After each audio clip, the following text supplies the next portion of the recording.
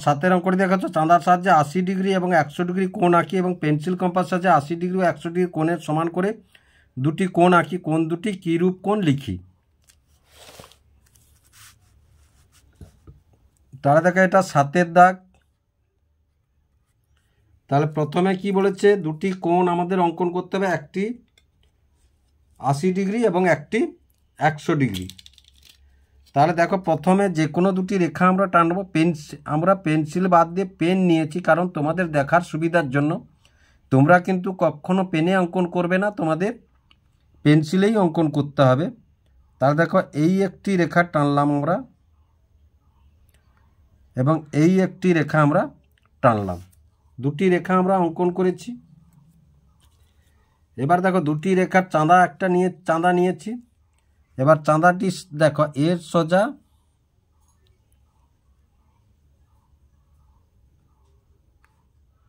এই রেখার সঙ্গে রেখাটা মিলিয়ে দিয়েছি। এই যে 80 ডিগ্রি, দেখো এই যে 80 ডিগ্রি, এই 80 ডিগ্রি কোণের সোজা, এইটার সোজা একটি দাগ মেরে দিলাম আমরা। এবার দেখো আবার 100 ডিগ্রি যেখানে আঁকবো, তাহলে এইটার সোজা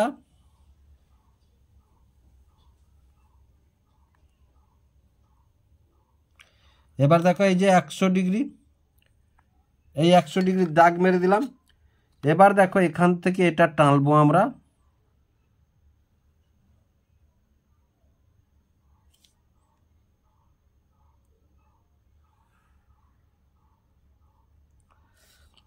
এই এটা হয়ে গেল 80 ডিগ্রি। আর এটা কত,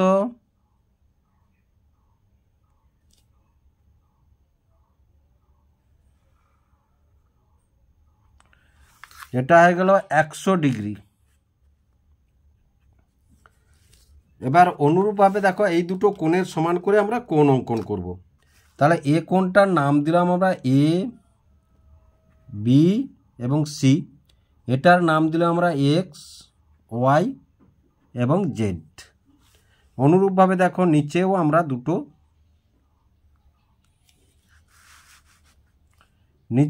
দুটো রেখা অঙ্কন করব আমরা।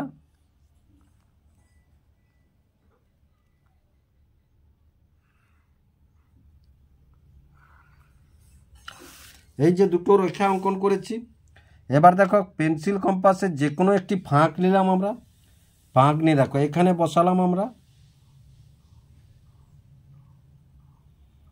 এখানে বসিয়ে এটা কাটলাম। অনুরূপভাবে দেখো এখানে বসালাম আমরা, এখানে বসিয়ে এটা কাটলাম। এই ফাঁক ছোট বড় করতে পারো তোমরা, আবার নাও করতে পারো। আমি ছোট বড় করছি না। এখান থেকে আবার এটা কাটলাম। এবার দেখো এই প্রান্তে বসালাম, এই প্রান্তে বসিয়ে এই কাটলাম। দেখো পেনে করার জন্য সুন্দরভাবে দেখা যাচ্ছে। আগের ছবিটি পেন্সিলে করিয়েছিলাম বলে ভালো দেখা যায়নি। তাহলে দেখো এই যে এই ছেদবিন্দুর মাপটা আমরা নেব। তাহলে দেখো এখানে কাঁটাটি বসিয়ে দিলাম আমরা,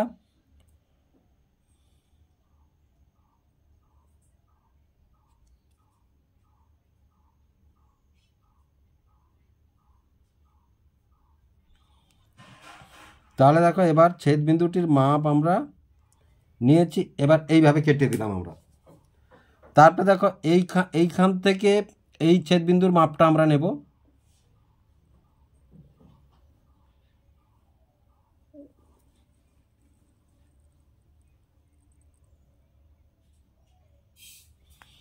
মাপটা আমরা নিয়ে নিয়েছি। দেখো এবার এখানে এই ছেদবিন্দুতে বসিয়ে এইটা আমরা কেটে দিলাম। এইবার দেখো এই বিন্দু থেকে এই ছেদবিন্দু দিয়ে আমরা একটি রেখাংশ টেনে দেব।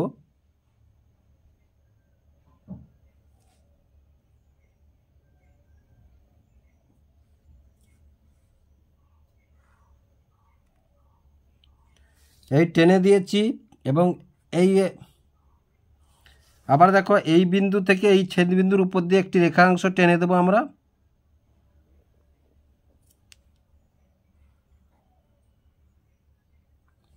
টেনে দিয়েছি। এবার দেখো এবার এটার নাম দিলাম এ ডট, বি ডট এবং সি ডট। এটার নাম দিলাম এক্স ডট, ওয়াই ডট এবং জেড ডট। তাহলে যেটি আমরা অঙ্কন করলাম সেটির না এবারে আমরা লিখি এসো কোণ এ বি সি সমান কত 80 ডিগ্রি। এটা কত? এটা হচ্ছে আমাদের 80 ডিগ্রি। আর এটা কত? এটা 100 ডিগ্রি।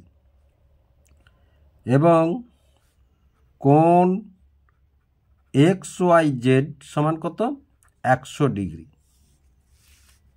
এবার দেখো কোণ এ বি সি এর সমান করে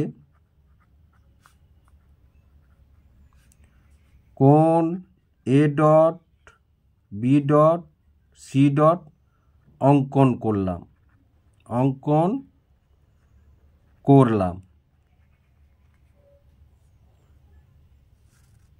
তাহলে দেখো অতএব কোণ A dot, B dot, C dot সমান, তাহলে কত দেখো আমরা চাঁদা ফেলে দেখি সেটা তো 80 ডিগ্রি। এটা কত হয়েছে? হ্যাঁ দেখো এটাও 80 ডিগ্রি। তাহলে সমান কত 80 ডিগ্রি। এবার দেখো তাহলে কোণ এক্স ওয়াই জেডের সমান করে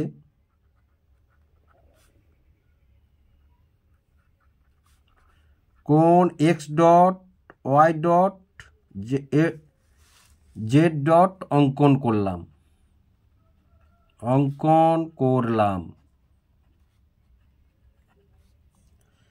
অতএব কোণ এক্স ডট, ওয়াই ডট এবং জেড ডট সমান 100 ডিগ্রি। দেখো তাহলে কত পেলাম? সমান 100 ডিগ্রি। আশা করি অঙ্কনটি কিভাবে হলো তোমরা বুঝতে পারলে। এবার দেখো 8 দাগে কি আছে? স্কেল ও পেন্সিলের সাহায্যে এবিসি একটি যে কোনো ত্রিভুজ আঁকি। ত্রিভুজের 3টি বাহুকে পেন্সিল কম্পাসের সাহায্যে সমদ্বিখণ্ডিত করি ও বাহুর সমদ্বিখণ্ডক 3টি সমবিন্দু কিনা দেখি। তাহলে দেখো প্রথমে আমরা কি পেয়েছিলাম না কোণের সমদ্বিখণ্ডক কিনা, এবারে কি বাহুর সমদ্বিখণ্ডক। এবার দেখো তাহলে যে কোনো 3টি বাহু নিয়ে আমরা একটি ত্রিভুজ অঙ্কন করব।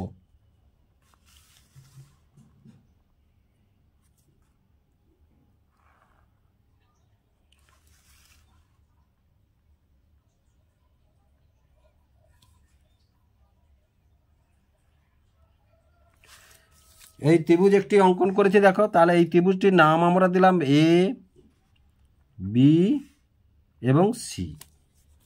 এইবার দেখো বাহু 3টির লম্ব সমদ্বিখণ্ডক। তাহলে দেখো হাফের চেয়ে বড় ফাঁক নেব। কত? হাফের চেয়ে বড় ফাঁক নেব।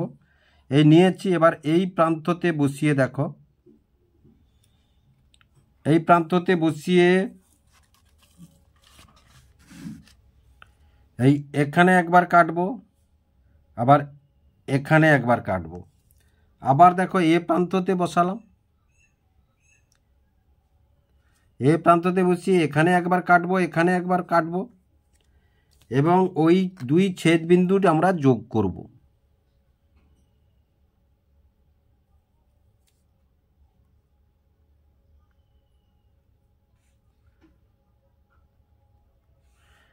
তাহলে দুই ছেদ বিন্দুকে আমরা যোগ করলাম, যোগ করে দিলাম। আবার দেখো তাহলে এবার বিসি বাহু হলো এটা। এবার এসি বাহুর এটা কাটলাম, এধারে একটা কাটলাম। এবার দেখো এই প্রান্ততে বসালাম, এখানে কাটলাম, তাহলে এখানে কাটলাম। একটু বড় করতে হবে এটাকে, এটাকে একটু বড় করতে হবে। এবার দেখো এই ছেদবিন্দু আর এই ছেদবিন্দু আমরা যোগ করব।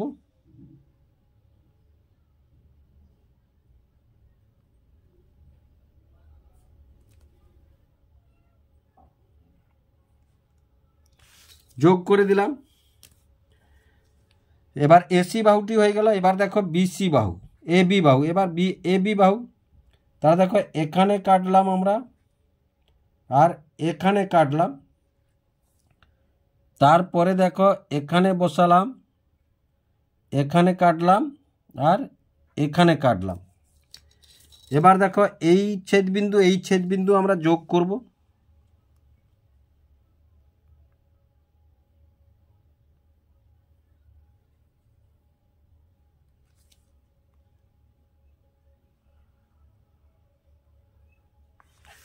তাহলে ছেদবিন্দু যোগ করে দিয়েছে এবং তিনটি রেখা দেখো একটি বিন্দুতে মিলিত হয়েছে, একটি বিন্দুতে মিলিত হয়েছে।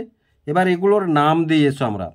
এটার নাম দিলাম এক্স ওয়াই, এটার নাম দিলাম আমরা এস টি, এটার নাম দিলাম পি এবং কিউ, পি এবং কিউ। এবার দেখো যেটা আমরা অঙ্কন করেছি সেটাকে লিখে দিয়েছো। তাহলে দেখো ত্রিভুজ এ বি সি এর বিসি বাহুর লম্ব সমদ্বিখণ্ডক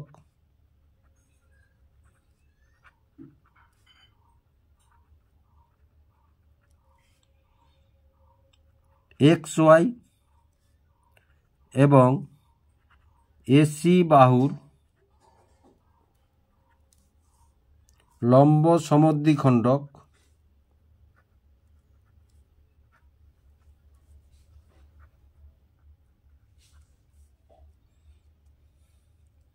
এসটি এবং এবি বাহুর লম্ব সমদ্বিখণ্ডক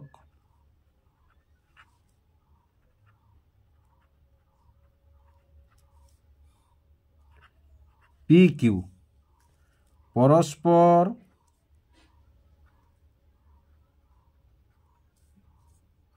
এটা ধরো ও বিন্দুতে মিলিত হয়েছে।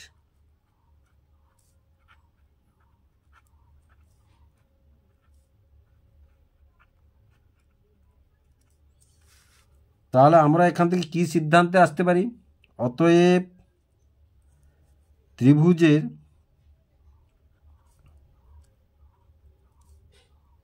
বাহু তিনটির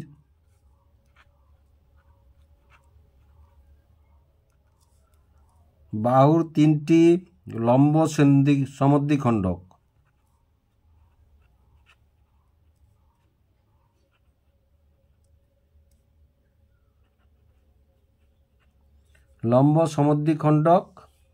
সমবিন্দু। আশা করি তোমরা বুঝতে পারলে কিভাবে হলো।